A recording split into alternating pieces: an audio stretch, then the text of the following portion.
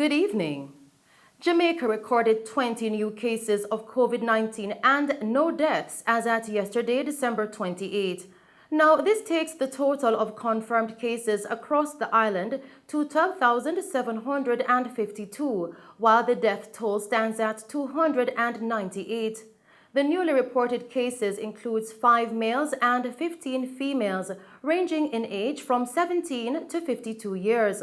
Of the new cases, 8 were recorded in both St. James and Trelawney, and 4 were recorded in Westmoreland. 9 of the new cases were imported, 5 were contacts of confirmed cases, and 6 are currently under investigation.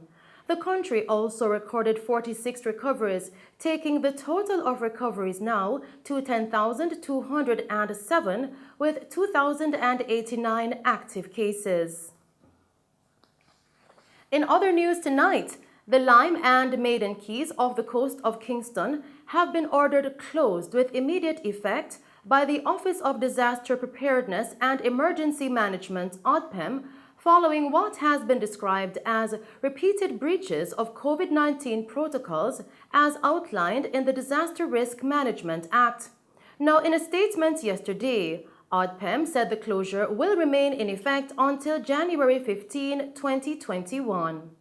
ODPEM further stated that they consulted with the Ministry of Local Government and Rural Development, Ministry of National Security, and the Kingston and St. Andrew Municipal Corporation before issuing the closure notice.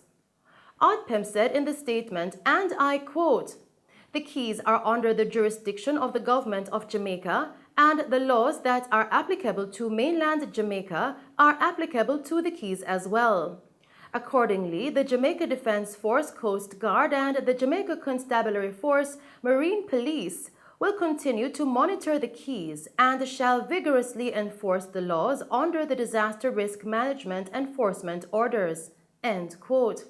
Now, reports surfaced on the weekend of illegal yacht parties taking place on the quays.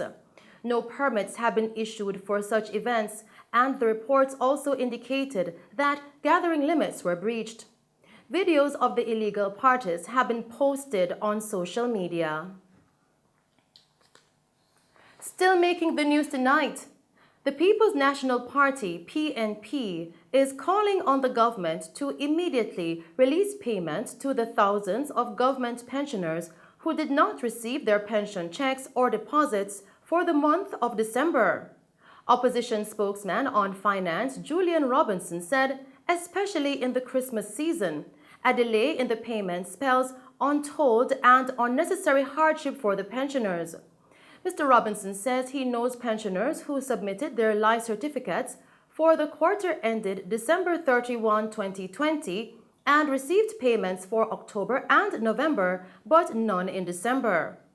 He further stated that the issue needs to be resolved quickly. The opposition spokesman further urged the government not to prolong the worries of pensioners by waiting until the next payment due date in January 2021 to make the payments.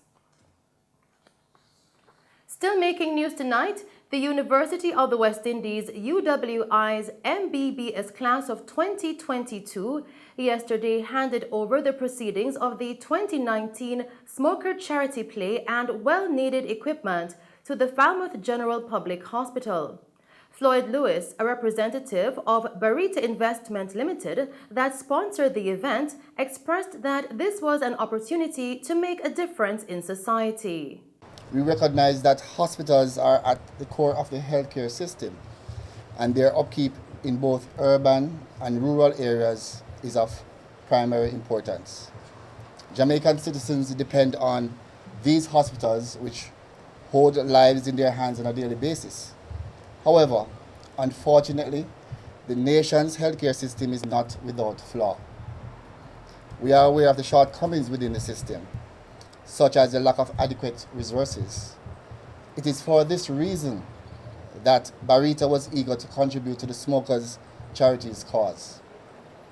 Opportunities like this to help make a difference in society, especially ones that help to create a lasting, sustainable change, remains our passion as part of our corporate community. The Falmouth Public Hospital is one such hospital that has been doing an outstanding job in the community. However, we are also aware of the challenges faced by this hospital in terms of obtaining resources. Thus, we are extremely humbled and overjoyed to participate in this initiative for such a worthy cause. Chairman of the UWI Smoker 2019 charity play, Bilal Abayomi, pointed out the challenges they faced in raising funds, but was quick to explain that it was worth it for such a worthy cause. So there are many hurdles in securing sponsorship because we live in Jamaica and money short bad. And while we're looking for money, the companies themselves are also looking for money. So you'd send out 10, 20 emails a day, and everyone saying no, we're sorry, we can't give this money or whatever. But when God sees that there's something good that you want to do, He will pave a way. And that way started out with Barita Investments Limited. So it comes to say that Barita, being our title sponsor, does not only come from the amount of money that they gave, but the support that they provided to us throughout the entire experience. We also thank Toyota, Glino, CIBC, Guardian Group, Jojo's Jerk Pit, which helped us put on our karaoke night, which raised up to roughly $250,000, if I'm being correct. Starbucks and Burger King. There's many more, but if I stayed here and talk, we never go home, But beyond the sponsorships, I have to be thankful to my team. I do hope our donations help to save lives and make a lasting impact at this beautiful hospital, Falmouth Public General Hospital. President of the UWI MBBS class of 2022, Devon Brewster, explains the cohort of students that makes up this group and its objectives. MBBS DDS class of 2022 is a cohort of some 300 students, not just Jamaicans, but students from across the Caribbean region, like myself being an international student. And so it gives us great joy, even as international students, to be part of this initiative to give back to the country where we would have received most of our training. The items that are being donated are as follows: a vital signs monitor, which is worth some 800,000 Jamaican dollars, a vital signs monitor stand. We also are donating some 5 baby bassinets, 5 mattresses for the bassinets, 5 hospital beds, 5 hospital vinyl mattresses, 2 emergency trolleys, and 6 privacy screens. The total sum in value of our donation today is some 2.6 million Jamaican dollars. We worked very, very hard to put on this production. It's been 3 years in the making. From the time we enter medical school, we start working, and I'm very much proud of my colleagues. And so it is very much representative of the spirit that we're supposed to have as future doctors, one that is based on charity, giving back, because everything that we do is sowing seeds of love in our society. And this is just one of the ways that we've chosen to do so. Chairman of the Falmouth Hospital's Management Committee, Kenneth Grant, in expressing thanks, said that any donation to the hospital is most welcome. When I saw the list of things that will be presented, 2 5-drawer emergency trolleys, baby mattresses, hospital beds and mattresses, steel panel frame, privacy screen and twin casters, I said this is no dime a dozen presentation, but this is thousands and thousands of dollars worth of equipment, which we are grateful for at Falmouth Hospital. Falmouth Hospital, like any other medical facility in Jamaica, has its challenges, and whatever contributions that can be made to the institution by any organization is greatly appreciated. But I would like to say, on behalf of the Board of Management of the Falmouth Hospital, I would like to thank you for your donations today, and we are extremely happy and grateful that you chose Falmouth Hospital to be this year's recipients. In news from Montego Bay, the Barnett Street Crime Investigation Branch CIB is reporting that a sales worker was fatally shot while another man was shot and injured yesterday evening. The incident occurred at their workplace at Appliance Market located at 72B Barnett Street. The victim has been identified as 35-year-old Jermaine Cardoza of Montego Bay Heights, Salt Spring in the parish. It is reported that Mr. Cardoza and the other man were at their place of employment working when at approximately 5:33 p.m. a group of men armed with handguns entered the establishment and opened fire at both men. The injured man managed to run off and later realized that he had received injuries to his left foot, left hand, and belly. Cardoza received multiple gunshot wounds to the upper body and fell to the ground. Both persons were assisted to the Cornwall Regional Hospital, where Cardoza was pronounced dead upon arrival and the injured man admitted in stable condition. The armed attackers reportedly made their escape in a waiting motor vehicle. The scene was processed and 2 live 9mm rounds, 16 9mm spent shell casings, 1 bullet fragment, and 1 damaged bullet were collected from the scene. No motive has been established for this crime, and investigations into the shooting are ongoing. Now, our news team visited the location today and found that it was closed as workers were left shaken by the incident. In news from the capital, the police have commenced an investigation surrounding the fatal shooting of a popular female vendor in the downtown Kingston Market District yesterday morning. The deceased has been identified as Debbie Eaton, otherwise called Debbie Ninja, of Arima address in Western Kingston. She was reportedly in her 40s and was an amputee.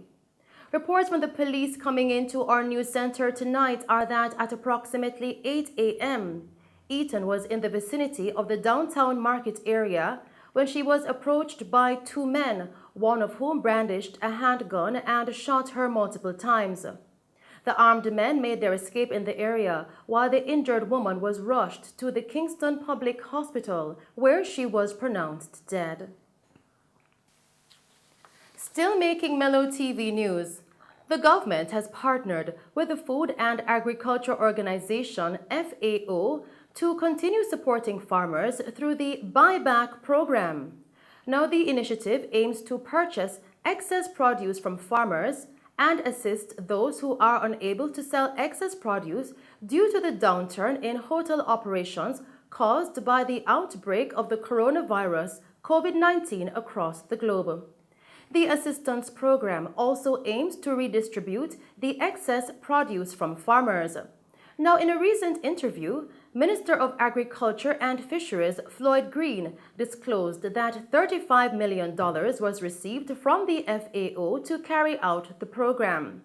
Mr. Green added that the focus will be placed on farmers, particularly youth and women in the eastern parishes of the island.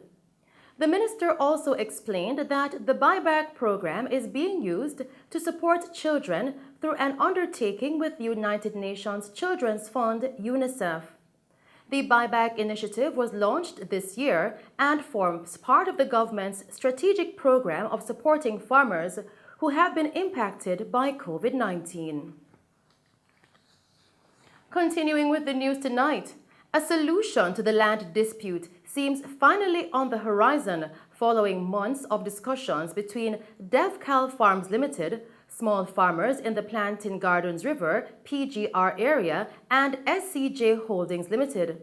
Many small farmers have been informally occupying SCJ lands at PGR in eastern St. Thomas. The situation was exacerbated by the closure of the Duckenfield Sugar Factory. Parts of the lands were the subject of a lease between SCJ and DevCal Farms for cattle breeding operations. Now, this gave rise to complications and concerns by the farmers of displacement and damage to their crops. Managing Director of SCJ, Joseph Shakir, has confirmed that following intervention of the Minister of Agriculture and Fisheries, Floyd Green, and several consultations with DevCal Farms, representatives of the PGR small farmers, and the members of Parliament, a solution has been found that will see all parties satisfactorily continuing their operations. DevCal Farms Limited has agreed to be relocated to other SCJ-owned lands in the general vicinity, and it is proposed that the 500 acres of land at PGR, formerly occupied by DevCal, be allocated to a cooperative society made up of the small farmers on the land and displaced sugar workers. Now, this is in addition to the 560 acres previously made available to displaced sugar workers in the area via the lease to the AIJCFA earlier this year. He outlined that this proposed arrangement will also result in the remaining SCJ lands at PGR becoming available for lease to medium-sized agro-investors. This should provide a well-needed boost to the local economy and create several job opportunities. And those are the stories making news. I am Shelley-Ann Hill. We will now take a break and then join Christopher Scott with sports.